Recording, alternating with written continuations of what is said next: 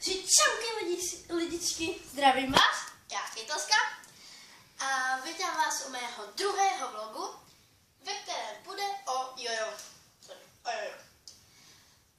Takže já bych na úvod řekla, dnes se naučíme, jak správně namotat provázek, jak správně jojo držet a první hody. Tak asi jdeme na to namotávání provázku. Takže když máte starý provázek, nebo se vám přetrhne, nebo máte uzle, si jednoduše prostě sundáte z prstu, tak rozmotáte, ho, máte takhle dvě části. Sundáte ten starý, počkejte, já nedojdu pro novej. Tak máte si nový provázek. Tak a teď, jak můžete vidět tady, tak tam máte takový, jakoby, na konci takový čudlík. No, takový prostě toto. Tak to takhle musíte rozmotat, aby se vám to udělalo očko. Každý má dva způsoby, já to nadělám takovým jako jednodušším. A to je... Tak počítám, jsem rozmotat nejdřív. Motáme. Však to štve. A to se mi děláte srandu. Sorry lidi, že to je tak dlouhý. Ale jste taková moc nešikovná, takže bych to ráda vzala urychleně, ale jen kdyby to šlo. Teď si chvilku počkáme, můžete to... Yes, mám to. Tak potom dáte takhle. Když máte ložisko, teď to dáte takhle za to a utáhnete.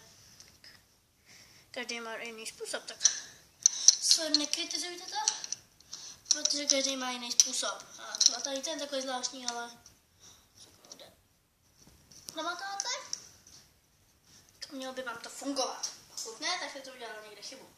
Potom na konci máte takhle, máte jenom to, a aby se vám tady dalo utahovat, tak takhle vezmete to očko, dáte a přehnete takhle sem, k tomu druhému, takže vás někdo bude takhle, takhle vytáhnete ten spodní a máte to.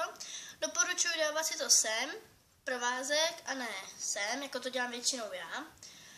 Takhle si to nedávíte, protože je to takový prostě blbý. A prostě je to lepší, dávat si to sem i na ty triky. Tak a teď si namotávání. Takhle si dáte, točíte. Tak, točíte. A byste měli držet tak zvláštně. Takhle. No a teď jednoduše vezmete, jo, budete držet takhle byste ho měli hodit. Takhle máte a takhle. Jo, takže máte jednoduše takhle. To je nejjednodušší trik, asi nejjednodušší, jenom prostě nejlepší dělat takhle, vyzkoušet si to. Potom jsou různý triky na hazování, to je potom ještě do strany, to ještě moc neumím. No a takový různý kraviny, no. Aby se mi nepovedlo. Tak, potom bych vám mohla ukázat taky další trik. To je jednoduchý trik, ukážu vám to takhle a pak ještě z profilu. Jmenuje se to trik kalhotky, že hodíte si, nevím, pořádně. Vezmete si takhle provázek, obmotáte a nadáte kalhotky, nebo nadáte si jak chcete, pak jednoduše cuknete. Když máte začáteční cíl.